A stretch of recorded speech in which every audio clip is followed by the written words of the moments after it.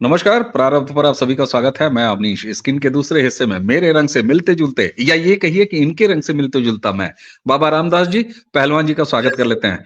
बाबा जी, बहुत-बहुत स्वागत है, नमस्कार। जय हो, जय हो। कैसे हैं सर? बिल्कुल बढ़िया। दर्शकों, जब मैं बाबा रामदास जी को स्वागत करते हुए पहलवान जी कह दिया करूँ, तो आप बेहतर समझ जाते हैं कि मामला फिर कुश्ती पे है, बात फिर कुश्ती पे है। जरा एक 2 लाइनें सुनिए। ये एक पोस्टर की लाइनें आपको सुना रहा हूँ। कर दिया देश की कुश्ती को बर्बाद, साक्षी बजरंग विनेश फोगाट।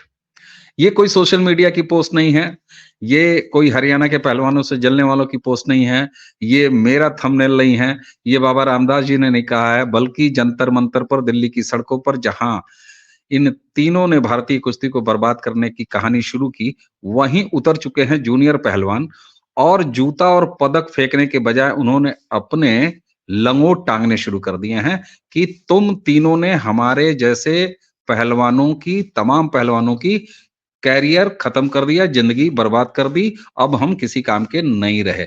ये धमकी दे रहे हैं जूनियर पहलवान। तो ये घटना हुई क्या है और इसके आगे और पीछे की बहुत सारी चीजें बाबा रामदास जी पहलवान जी से सीधे। बाबा जी ये क्या हो गया सर?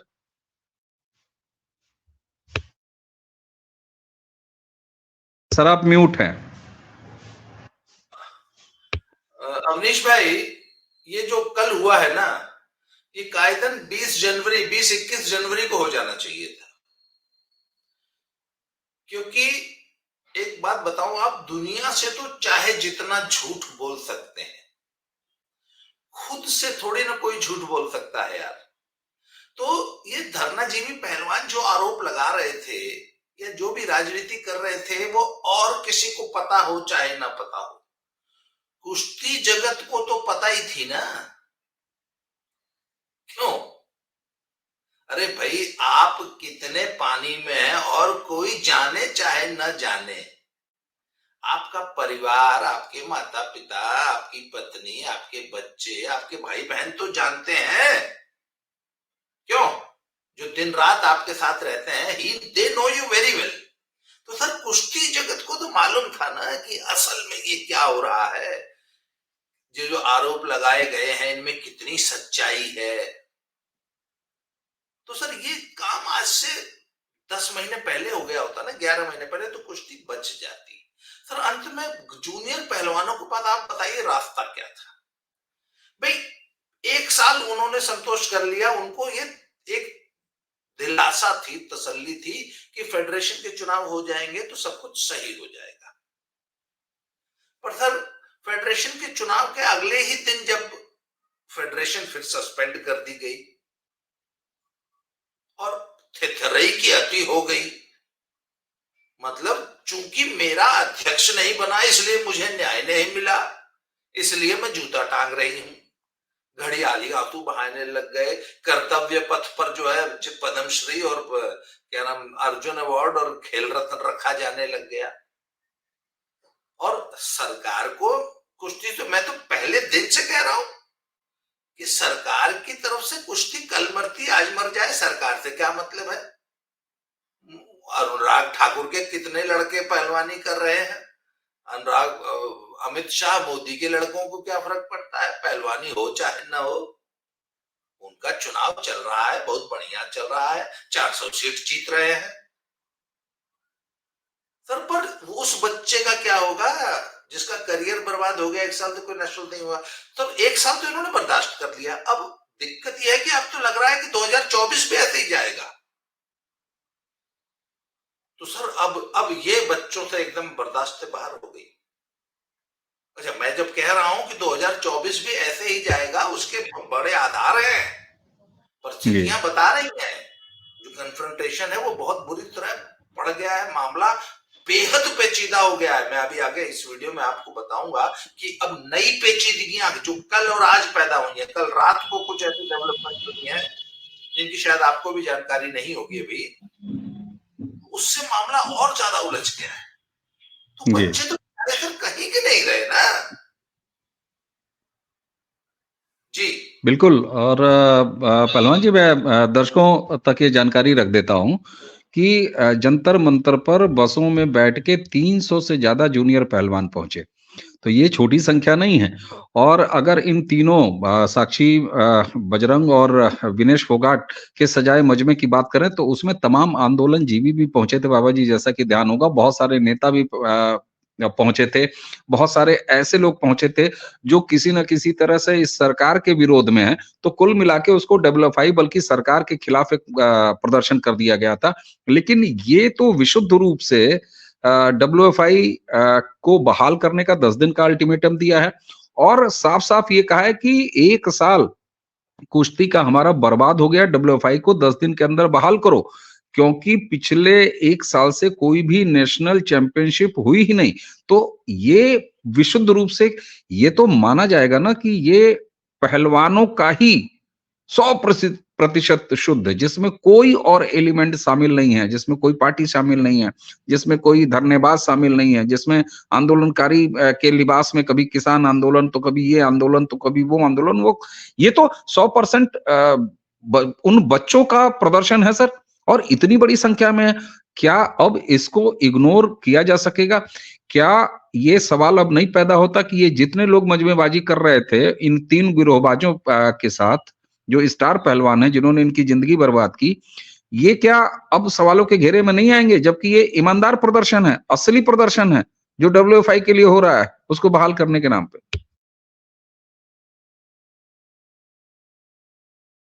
दुर्भाग्य नूर। ये है, दुर्भाग्य सर ये है कि आज एक तो ये बच्चे कोई फंडेड, कोई पॉलिटिकली मोटिवेटेड कोई आंदोलन नहीं कर रहे, कोई पॉलिटिकल पार्टी इनके सपोर्ट में नहीं आई है, कोई बड़ा इंडस्ट्रियल ग्रुप इनके सपोर्ट में नहीं आया है। अब मैं उन तमाम खिलाड़ियों से पूछूंगा जो एक फैब्रिकेटेड फेक आंदोलन में तो खिलाड़ियों के साथ खड़े थे, सो कॉल्ड खिलाड़ियों के साथ।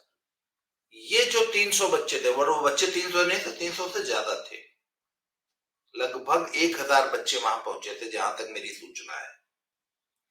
तो सर क्या ये खिलाड़ी नहीं है क्या?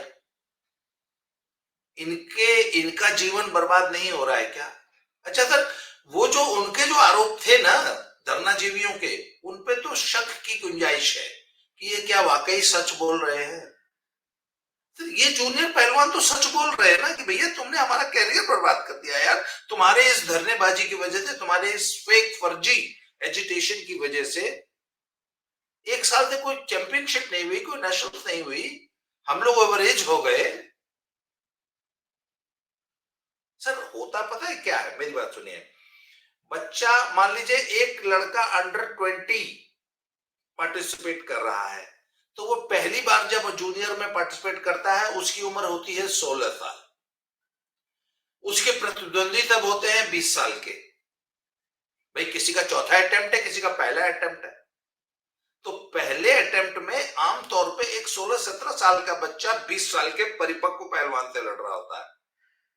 पहले साल उस बेचारे का मेडल नहीं आता, फिर अगले साल वो 18 साल का हो जाता है, अब प्रतिद्वंदी 20 साल का है, फिर वो अगले साल 19 साल का हो जाता है। तो तीसरे अटेम्प्ट में आमतौर पर मेडल आ जाता है जूनियर में, चौथे में तो आ ही जाता है अच्छे पहलवानों का, तीसरा चौथा अटेम्प्ट तो आप खा गए। तो जिस बच्चे के 2 अटेम्प्ट ही चले गए, उसकी तो पहलवानी खत्म कर दिया आपने। तो सर ये तो जेन्युइन सवाल है ना। अच्छा, इनके समर्थन में क्यों नहीं आई सब पॉलिटिकल पार्टियां? कम से कम उनके बयान आ जाते, ट्वीट आ जाते, फलाने ओलंपियन, फलाने मेडलिस्ट, फलाने अर्जुन अवार्ड के क्यों नहीं आए समर्थन में ट्वीट? सतपाल मलिक कहां है? हनुमान बेनीवाल कहां है? पप्पू यादव कहां है? प्रियंका जी कहां है? डफली गैंग कहां है? सर ये सवाल तो जायज बनता है कि नहीं बनता है? बिल्कुल सर, खाप पंचायतें कहाँ हैं? कहाँ है खाप पंचायतें? क्या अब ये देश के बेटे नहीं है, या देश की बेटियां नहीं है, समाज की बेटियां नहीं है?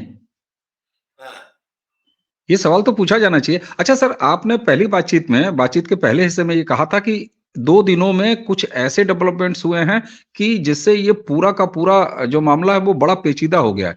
तो मैं जानना चाहूँगा कि दर्शकों तक ये बात पहुँचे कि आखिर इसमें किस तरह के और कॉम्प्लिकेशंस बढ़े हैं? क्योंकि जो पिछली चर्चा हम लोगों ने किया था और जो कुछ अपडेट मेरे पास है जो मैं अपडेट रख पाया हूँ, याद रख पाया हूँ, उसमें ये था कि डब्ल्यूएफआई के नए इलेक्टेड प्रेसिडेंट जो हैं, उन्होंने साफ तौर पर एक चिट्ठी लिख दी थी और ये कह दिया था कि साहब हम नहीं मानते जो आपने हमें सस्पेंड किया है, अपने इंटरनेशनल बॉडीज़ को, है ना? और उन्होंने खेल मंत्रालय के प्रति जो उन्होंने डिसीजन लिया था उससे भी नाइत्तेफ़ाकी जताई थी। हालाँकि उन्होंने लीगल रास्ता अभी भी खोल रखा था। कुल मिला के विद्रोही तेवर था और साफ तौर पे ये था कि डब्ल्यूएफआई की बॉडी इलेक्ट होके आई है, हम किसी का सस्पेंशन वगैरह नहीं मानते। और उन्होंने ये भी घोषणा कर दिया कि वो कराने जा रहे हैं नेशनल भी, है ना? तो ये अपडेट था। इसके अलावा आपने कहा कि पिछले 24-48 घंटों में कुछ और डेवलपमेंट हुआ है, जिससे मामला और क्रूशियल हो गया है, और ज़्यादा कॉम्प्लिकेटेड हो गया। अब ये क्या है? सर असल में अब पहलवानों के सामने बड़ी एक दुर्भाग्यपूर्ण स्थिति पैदा हो गई है। संजय सिंह बबलू की डब्ल्यूएफआई ने इनके निलंबन को और इस एडॉक कमेटी को रिकॉग्नाइज करने से मना कर दिया कि मैं चुन के आया हूं। और मजे की बात है कि सर उनके इलेक्शन के ऊपर अभी तक किसी ने कोई ऑब्जेक्शन रेज नहीं किया है या उनके इलेक्शन को किसी ने कोर्ट में चैलेंज नहीं किया है। तो इलेक्शन स्टैंड्स वैलिड। तो आपने एक फिल्म सी एक काल्पनिक कुछ ऐसे घटिया से आरोप लगा के बिना कोई शो कॉज नोटिस दिए उनको सस्पेंड कर दिया।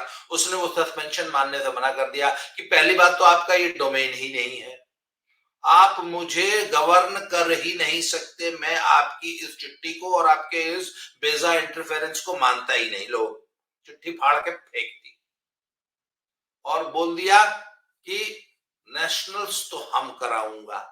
अब अहमदनगर में 28 जनवरी से मैंने सुना है ऐसा, शायद उसका नोटिफिकेशन भी आज आ जाएगा या आ गया होगा तो मुझे भी पता नहीं है। 28 जनवरी से अहमदनगर में डब्ल्यूएफआई बबलू सिंह क्या नाम संजय सिंह बबलू की डब्ल्यूएफआई का सीनियर नेशनल होगा अहमदनगर में। 2 तारीख से एडहॉक कमेटी और पीसी लोचब का सीनियर नेशनल होगा जयपुर में। मतलब पहले अहमदनगर में बबलू कराएंगे। होता क्या है सर कि फेडरेशन जो है वह नेशनल्स कराती है और स्टेट बॉडीज अपनी अपनी टीम लेके आती है। तो स्टेट बॉडीज को चिट्ठी लिखी जाती है कि फलाने इतना इतना तारीख को इतना बजे नेशनल्स है, ये उसका शेड्यूल है, आप लोग अपनी अपनी टीम लेकर पधारिए और एंट्री इतनी तारीख तक भेज दीजिए।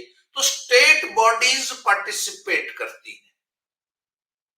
बबलू सिंह ने भेज दिया।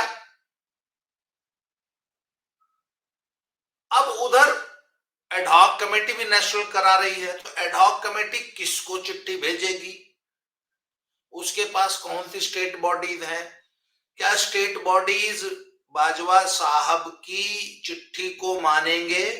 पहला सवाल। क्या वो अपनी टीमें भेजेंगे? अगर अच्छा स्टेट बॉडीज सब फेडरेशन के साथ हैं, फेडरेशंस को एक खतरा है कि जिस प्रकार से ये लोग फेडरेशन पर कब्जा करने, देखिए ये सारी लड़ाई फेडरेशन पे कब्जे की है, ये तो तय है, इसमें तो कोई शंका रह नहीं गई। कल साक्षी में एक बड़ा मजेदार बयान आया, हमको बाकी बॉडी से मतलब नहीं है, कोई बहुत ज्यादा हमको परेशानी नहीं है बाकी एग्जीक्यूटिव काउंसिल से, हमको खाली संजय सिंह बबलू से परेशानी है। इनफैक्ट नहीं, संजय सिंह बबलू से अध्यक्ष था, संजय सिंह बबलू अध्यक्ष है ना भाई, महासचिव इनका है, महासचिव जो है वो साक्षी का है, ये धरनाजीवी गैंग का है, उसका नाम है पीसी लोचब। वो कहते हैं अध्यक्ष और हमको दे दो बस, बाकी मतलब अध्यक्ष और महासचिव हमारा हो जाए। कहने का मतलब कुश्ती संघ हमको मिल जाए बिना चुनाव जीते, यही सारा, नहीं तो हम जूता टांग दूंगी, नहीं तो हम घड़ियाली आंसू बहाऊंगी। तो सर बात यह है कि जो पीसी लोहचब है वो है तो फेडरेशन का आदमी ना, जनरल सेक्रेटरी है, परंतु मिल गया है एडॉक कमेटी से। रेलवेज जो है नेशनल करा रही है जयपुर में। अब उसमें कौन सी टीम पार्टिसिपेट करेगी? महाराष्ट्र कहता मैं तो नहीं भेजूंगा अपनी टीम, यूपी कहेगा मैं नहीं भेजूंगा, खुद हरियाणा बोलेगा मैं नहीं भेजूंगा जयपुर में टीम में, तो मेरी तो अहमदनगर जाएगी। अब आगे सुनिए, नेशनल्स के तुरंत बाद नेशनल कोचिंग कैंप लगना है। वो नेशनल कोचिंग कैंप कौन लगाएगा? पहले तो फेडरेशन लगाती थी, आज की तारीख में एडॉक कमेटी लगाएगी। एडॉक कमेटी के नेशनल में कोई पार्टिसिपेट ही नहीं करेगा, तो जब कोई पार्टिसिपेट ही नहीं करेगा तो वहां पे टीमें आएंगी, बहुत करेगी तो आसाम की आ जाएगी, एक गुजरात की आ जाएगी, रेलवे शायद वहां चली जाए, क्योंकि पीसी लोचब जो है बेशक कुश्ती संघ का महासचिव है पर मिल गया है धरनाजीवियों का आदमी है वो। तो कहने का मतलब वो होता है ना, कई बार चुनाव नहीं होता है तो सिर्फ 4,000 जब चुनाव का बाइकआउट कर देती हैं सब पार्टियां, तो कोई निर्दल भी अगर पर्चा भर दे तो वो निर्विरोध ही एमएलए बन जाता है ना। अक्सर हिमाचल में, पंजाब में भी ऐसा हुआ है 90 के दशक में। तो सर नेशनल में तो कोई खेलने नहीं आएगा। तो कोचिंग कैंप में एडॉक कमेटी किसका नाम देगी? कोचिंग कैंप में तरीका होता है कि फर्स्ट, सेकंड, थर्ड, फोर्थ, पहले 4 टॉप के बच्चों को कोचिंग कैंप में डाला जाता है, फिर वही बच्चे जो है आगे, कई बार तो क्या है नेशनल का टॉपर ही सीधे क्या नाम ओलंपिक क्वालिफायर में भेज दिया जाता है। अब उसमें तो कोई पार्टिसिपेट ही नहीं कर रहा, तो एडॉक कमेटी जो कैंप लगाएगी उसमें किसका नाम देगी? ठीक है, खिलाड़ी तो चले गए बबलू की नेशनल खेलने, नेशनल, अच्छा बबलू के नेशनल ऑथेंटिक नेशनल है क्योंकि वो UWW मान्यता प्राप्त है, सारे खिलाड़ी गए हैं, तो 2-2 नेशनल करा। ये तो वो बात हो गई कि हम तुम्हारे आईएएस आईपीएस को नहीं मानते, हम अपना एक अलग यूपीएससी बना लिया, हम अलग परीक्षा कराऊंगा। अब लड़का सोच रहा है कि यार मैं यूपीएससी वाली परीक्षा दूं कि एक तो ये तो फर्जी यूपीएससी खड़ा हो गया, इसकी परीक्षा दूं, कौन सा वाला आईएएस बनेगा, हाई वाला कि हाउ वाला? आप सिचुएशन को समझ रहे हैं? बहुत ही मुश्किल सिचुएशन हो गई है तो। और अच्छा ये बताइए कि एक तरफ अभी तक इन धरनाबाज पहलवानों का ड्रामा चल रहा था, इनके हर खेल चल रहा था, इनके खेल के सपोर्टर्स भी इतने सारे थे। अब ये जो 1000 की संख्या में 300 जो मैंने कहा कि ये शुरुआती संख्या थी, 1000 की संख्या में ये जो एक्चुअल पहलवान अपनी बातों को लेके उतरे, जूनियर पहलवान, इनके साथ सन्नाटा है। अभी तक कहीं से कोई रिएक्शन नहीं आया है, ना खाप पंचायतें हैं, ना बाकी सारे मजमेबाज हैं। आप ये बताइए, इनकी मांग है कि डब्ल्यूएफआई को रन करो। साक्षी मलिक और बजरंग पूनिया वाले गिरोह का भी की डिमांड भी मैं सुन रहा था कि डब्ल्यूएफआई को जितनी जल्दी हो सके उतने जल्दी जो है एक्टिव करो। जब दोनों की यही डिमांड है तो उसमें ये एडॉक कमेटी क्या कर रही है? ये पंचायत कहाँ लगेगी जहां से आपको, क्योंकि आप एक कोच रहे हैं, कुश्ती के अंदर भीतर बाहर सब आप जानते हैं। मैं दर्शकों तक आपके जरिए एक सवाल का जवाब पहुंचाना चाहता हूं कि बवाल तो इतने चल रहे हैं, आपने बता दिया, कितना टिपिकल हो गया ये भी बता दिया, लोग देख ही रहे हैं, समझ ही रहे हैं। सर ये बताइए, ये किस पंचायत में अब इसका निपटारा होगा?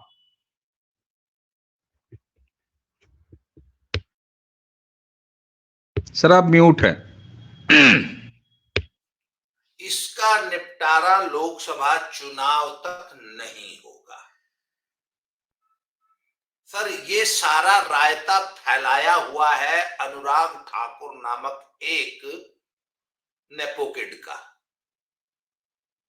उसको शौक चढ़ाया है कि उसको देश की सभी खेल फेडरेशंस को अपनी जेब में रखना है।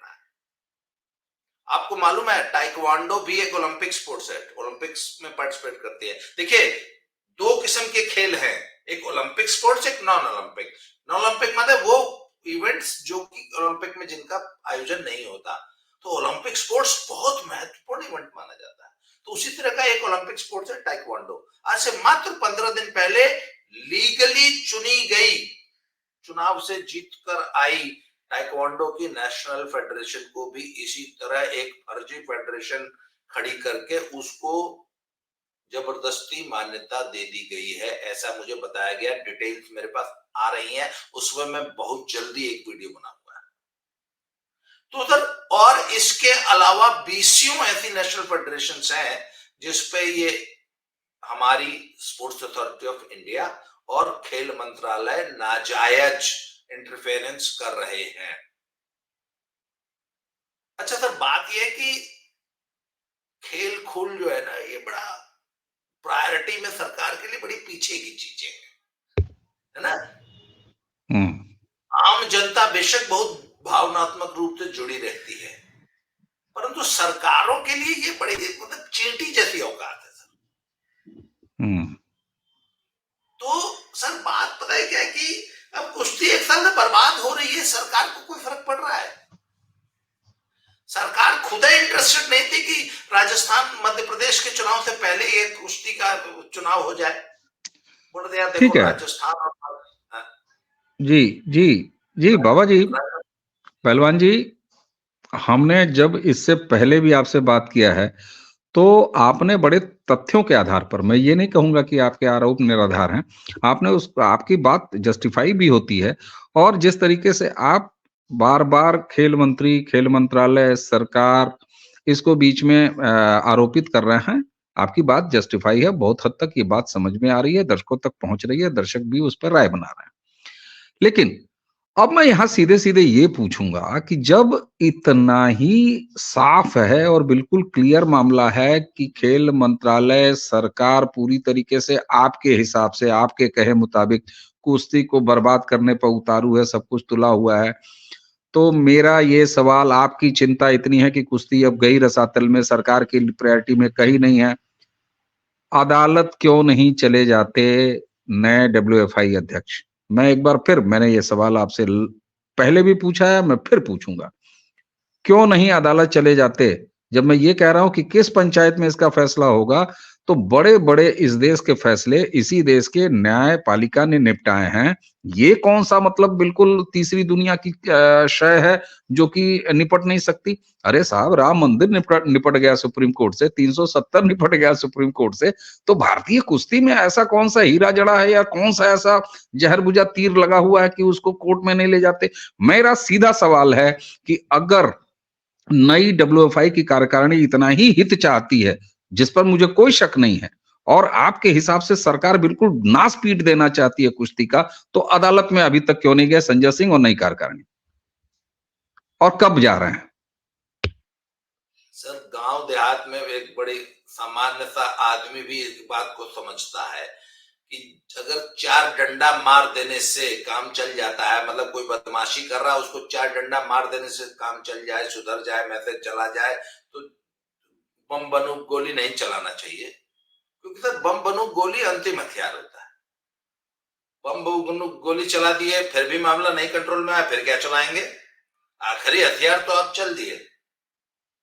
तो सर, अभी फेडरेशन, जो मेरी रीडिंग है, मुझे एग्जैक्टली मालूम नहीं है, आखिर जब इन्होंने निलंबन किया तो 5 दिन बाद ही संजय सिंह बबलू क्यों बोले 6 दिन बाद, 1 हफ्ता बाद, यार हम नहीं मानते तुम्हारे निलंबन को।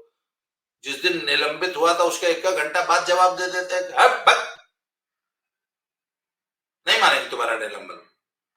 पर नहीं सर, पहले लीगल ओपिनियन ली, तो लीगल ओपिनियन में जो जानकार, आपको मालूम है जैसे अन्य सभी विषयों के स्पेशलिस्ट वकील होते हैं ना, खेल मामलों के भी स्पेशलिस्ट वकील है देश में, उनसे सलाह ली गई। उन्होंने बोला कि ये तो निलंबन, मतलब ये एक ऐसे आदमी, मतलब मान लीजिए आपके मोहल्ले में करीब 1 किलोमीटर दूर रहने वाला एक आदमी आके कहे आपसे क्या है, कल से घर में जो है भिंडी की सब्जी नहीं बनना चाहिए, तो आप बोलेंगे तू कौन बे? सर, ये टोटली वो मामला है। तो इनको लीगल ओपिनियन लोगों ने दी है कि आपको कहीं अभी फिलहाल जाने की जरूरत ही नहीं है, आप सिंपली इस चिट्ठी को डिफाई कीजिए, इनके आदेश को डिफाई कीजिए, इनको अरे भाई, कुकुर जब आपकी कार के पीछे दौड़ता है तो आप क्या करते हैं? अब उतर के उसको, नहीं नहीं, अरे यार ठीक है, भौंक रहा है, दौड़ रहा है, अगले को मजा आ रहा है, उसे करने दो उसको, आप अपना गाड़ी चलाते हुए निकल जाते हैं। तो सर पहले ये इन्होंने मामले को डिफाई किया है, अब ये वॉच ठीक, कर रहे हैं। ठीक, आप समझे कि हम समझ में आ तुम्हारा रही है निलंबन बात। नहीं मानते, सुन लीजिए, हाँ हम तुम्हारा निलंबन नहीं मानते, ये लो 28 तारीख को हमारी नेशनल हो रही है। अब ये वॉच हम्म, करेंगे कि देखें अब खेल मंत्रालय क्या करता है। भाई आखिर खेल हम्म, मंत्रालय की चिट्ठी को फाड़ के फेंक दिया, तो अब देखें खेल मंत्रालय क्या करता है। अच्छा, अब सर यहाँ भी एक कैच 22 की सिचुएशन है। अब खेल मंत्रालय के सामने बहुत विकट समस्या है कि अब करे क्या। 28 तारीख को नेशनल डिक्लेयर होगी, लड़के एक ही बात कह रहे हैं कि साल तुम हमारे नेशनल नहीं होने दे रहे हो, तुमने हमारी जिंदगी बर्बाद कर दी।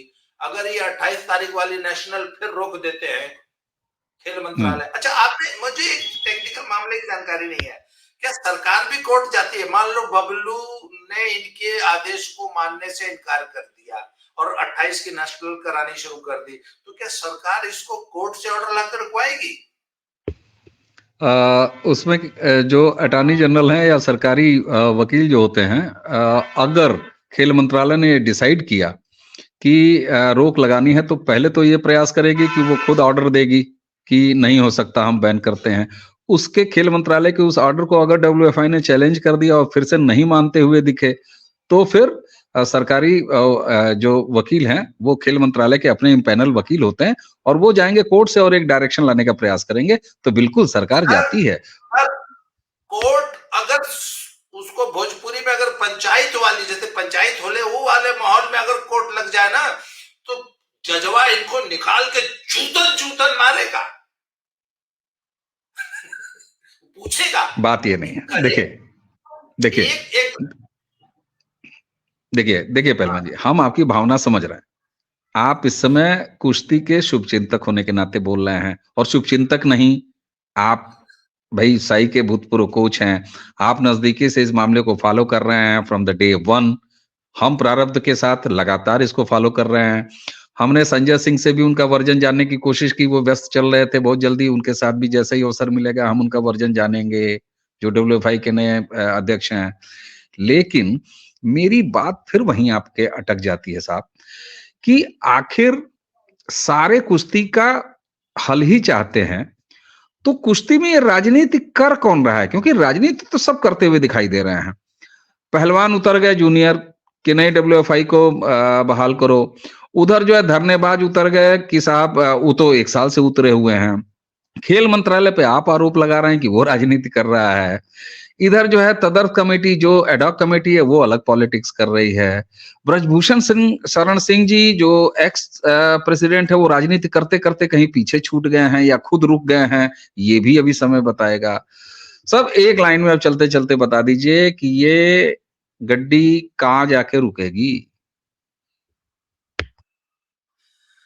सर 2000, जब तक हरियाणा का विधानसभा चुनाव नहीं हो जाता तब तक ये घमासान ऐसे ही मचा रहेगा। उसमें एक बात है कि आज की तारीख में धरना जीवियों के पास समर्थन नाम की चीज नहीं बची है। जूनियर पहलवानों की संख्या, आज की तारीख में अगर धरना जीवी कहे ना कि 4 पहलवान हमारे साथ जरा चलो कहीं, तो 4 आदमी नहीं मिलेंगे। सर जूनियर पहलवान अगर चाहेंगे तो 1 लाख जुट जाएंगे सब।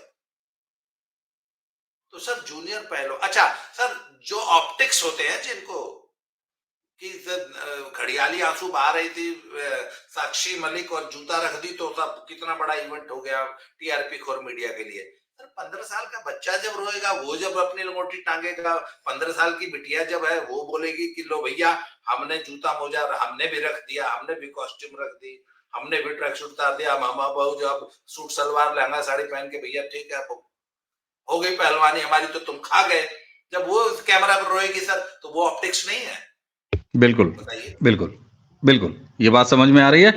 हालांकि आपने बड़ा मजेदार बात कही। अभी थोड़ी देर पहले आपने कहा था जब तक 2024 का लोकसभा चुनाव नहीं होगा तब तक ये मामला पटरी पे नहीं आएगा। अब आप थोड़ी सी मियाद और आगे बढ़ गए, कह रहे हैं कि हरियाणा का जब तक विधानसभा चुनाव नहीं होगा। बहरहाल राजनीति इसमें सब जगह दिख रही है, लेकिन इस बीच आपका, हमारा, सभी का जो मेन कंसर्न है वो यही है कि कुश्ती जितनी जल्दी वापस अपने असली अखाड़े में आए और खेल का भला हो। बाकी राजनीति तो सब चलती रहती है साहब, ये सरकार, ये फेडरेशन, वो फेडरेशन। उम्मीद की जानी चाहिए कि इन जूनियर पहलवानों का भविष्य ध्यान में रखते हुए डब्ल्यूएफआई का जो ये नेशनल होने जा रहा है ये होगा और ये सारे बच्चे उसमें पार्टिसिपेट करेंगे। जिनको जूता टांगना था उन्होंने जूता टांग लिया है। वो किस पार्टी की टोपी पहनकर राजनीति करेंगे ये भी भविष्य बताएगा। पहलवान जी, बाबा जी, आपने हमें समय दिया प्रारंभ के इस मंच पर, अलग-अलग दृष्टिकोण रखे। जनता और हमारे दर्शक अब इस वर्जन का संज्ञान लेंगे और वो तय करेंगे कि हमारी बातें कितनी सही हैं, कितनी गलत हैं। तो दर्शकों, इसी के साथ हमें और बाबा रामदास जी, पहलवान जी को, दोनों को दीजिए आज्ञा। आप सभी को बहुत-बहुत नमस्कार, प्रणाम।